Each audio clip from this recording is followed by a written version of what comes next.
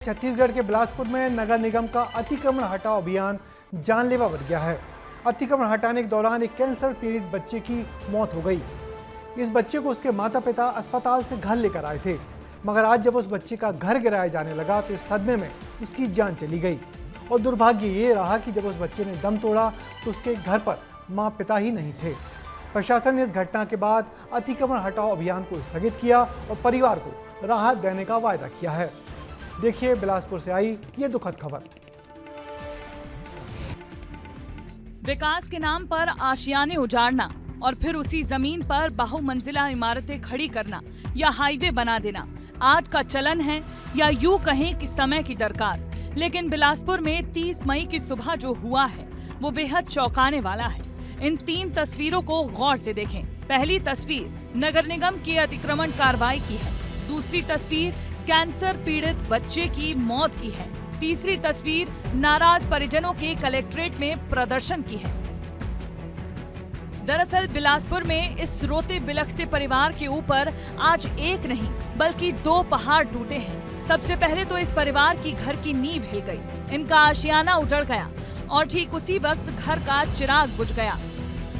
बिलासपुर के कलेक्ट्रेट में मौजूद हूं और ये तस्वीर देखिए, ये बिलासपुर के लिए सबसे शर्मसार करने वाली तस्वीर है कि नगर निगम की कार्रवाई के बाद एक कैंसर पीड़ित बच्चे की मौत हो गई है और पीड़ित बच्चे के परिजन एम्बुलेंस में शव लेकर यहां पहुंचे हैं। अधिकारियों से बातचीत कर रहे हैं, कलेक्ट्रेट से मिलने आए हैं। पिछले कई दिनों से बुलडोजर कार्रवाई बिलासपुर में चल रही है और लिंगियाडी के अंशुल यादव की मौत हुई है। देखिए पुलिस अधिकारियों से बातचीत कर रहे हैं उनके परिजन।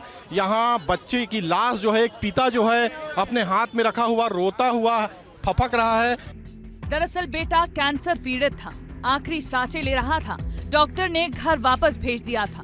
परिजनों को उम्मीद थी कि घर पर कुछ दिन रहेगा तो शायद दुरुस्त हो जाए, लेकिन परिवार जब अपने मासूम बेटे को घर लेकर वापस लौटा तो बचा तो केवल एक तुलसी का गमला, क्योंकि निगम के बुलडोजर ने इस परिवार के लौटने का भी इंतजार नहीं किया और इनकी गैर मौजूदगी में इनके आशियाने को उजाड़ दिया गया। ये घर जो है, ये जहां मैं मौजूद हूं, ये घर जो है उसी अंशुल यादव का है, उसके पिता संतोष यादव का है, जो बरसों से यहाँ रहा करते थे लिंगियाडी में। और कल जो है एकाएक नगर निगम की टीम यहाँ पहुंची और आप देख सकते हैं सारा मकान जमींदोज कर दिया। पहचान के नाम पर सिर्फ एक तुलसी का ये पौधा जो है, जो हर घर के आंगन में मौजूद रहता है, वो बचा हुआ। परिजनों का आरोप है कि अतिक्रमण की इस कार्रवाई को मासूम बर्दाश्त न कर सका। ऐसे में गुस्साए परिजन और क्षेत्रवासियों ने कलेक्ट्रेट का घेराव किया और तोड़ते तोड़ते क्या हुआ, उसके पूरा घर तोड़ दिए। अब पूरा परिवार आहत था, सदमा था। बच्चा खेल रहा था, अचानक उसको भी झटका लगा होगा और कीमो चढ़ता था। एक गर्मी के दिन में 5 साल के बच्चे को कीमा चढ़ना और घर के परिवार की स्थिति को देखना तो स्वाभाविक अटैक हो जाना।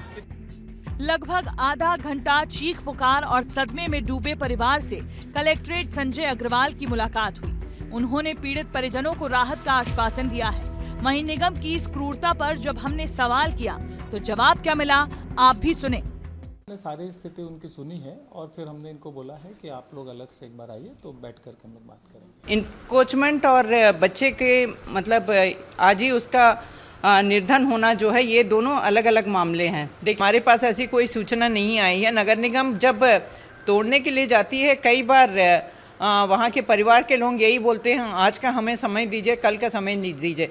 दरअसल बिलासपुर में पिछले 4 महीने से अतिक्रमण हटाने का अभियान चल रहा है। कई वर्षों से बसे घरों पर बुलडोजर चलाया जा रहा है, लेकिन इस बार मामला सिर्फ दीवार गिराने तक सीमित नहीं था, एक मासूम की जान भी गई है। ऐसे में सवाल निगम से है, क्या प्रशासन को इस कार्रवाई से पहले मानवीय पहलुओं को ध्यान में नहीं रखना चाहिए था? क्या गरीब परिवार के लिए कोई राहत नीति नहीं होती? अब देखना होगा कि प्रशासन की ओर से पीड़ित परिवार को कब और क्या राहत दी जाती है। ब्यूरो रिपोर्ट, विस्तार न्यूज। कई बार प्रशासन के अभियान से उन लोगों की जिंदगियां कुचल जाती हैं जिनकी आवाजें सबसे धीमी होती हैं। बिलासपुर की इस घटना ने एक बार फिर ये सोचने पर मजबूर किया है कि क्या विकास की रफ्तार इंसानियत को पीछे छोड़ चुकी है? क्या आगे से ऐसी कार्रवाइयों में संवेदनशीलता दिखाई जाएगी या फिर बुलडोजर के नीचे यूं ही किसी की उम्मीदें और किसी की सांसें दफन होती रहेंगी? इस घटना का जिम्मेदार कौन है, इसकी जांच भी होनी चाहिए।